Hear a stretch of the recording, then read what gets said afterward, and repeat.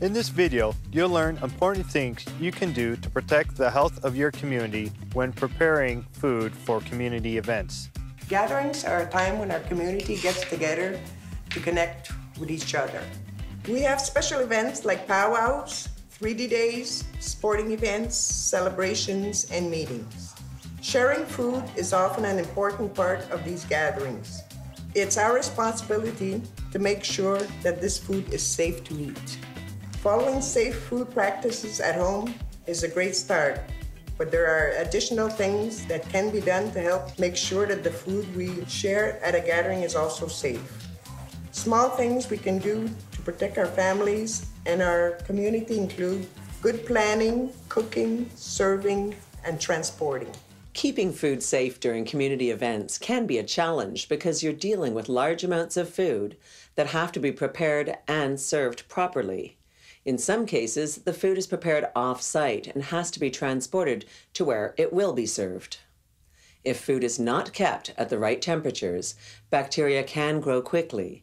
Temperatures between 4 degrees Celsius and 60 degrees are known as the danger zone.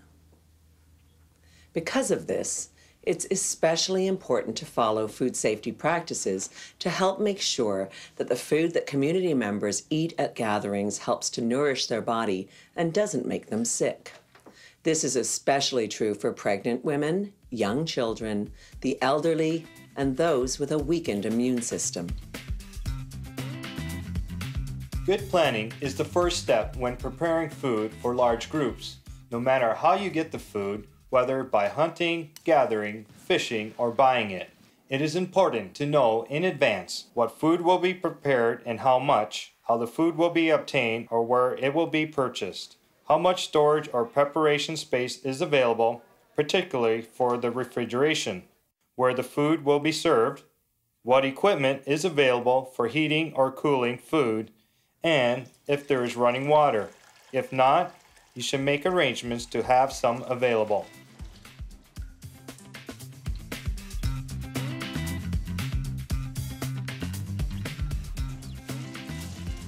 When you're preparing and cooking food, it is important to wash hands with soap and warm water for at least 20 seconds and rinse before and after handling food.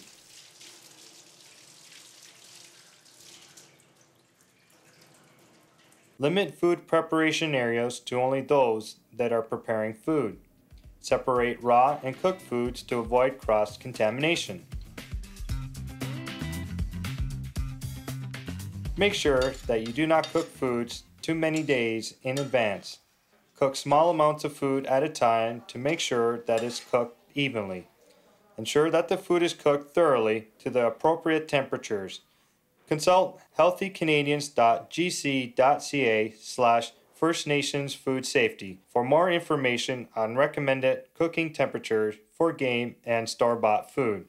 Wash and sanitize food thermometers before and after use. It is recommended to serve food right away. If it's not possible, make sure you keep hot foods hot at 60 degrees Celsius and cold food cold at 4 degrees Celsius until it's ready to be served.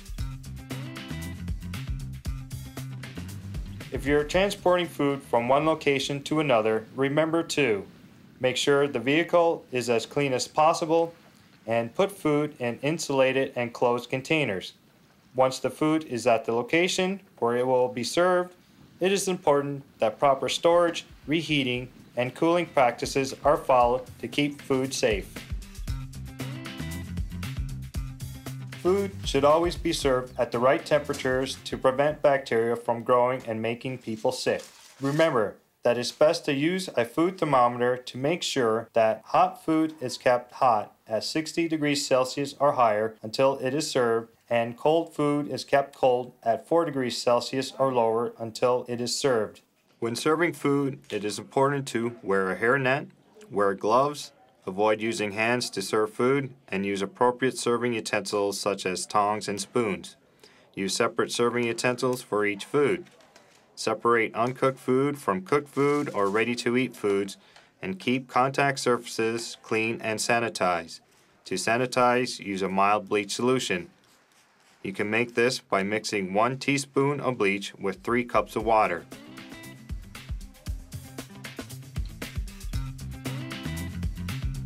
If there is any food left over, it is important to cool it properly.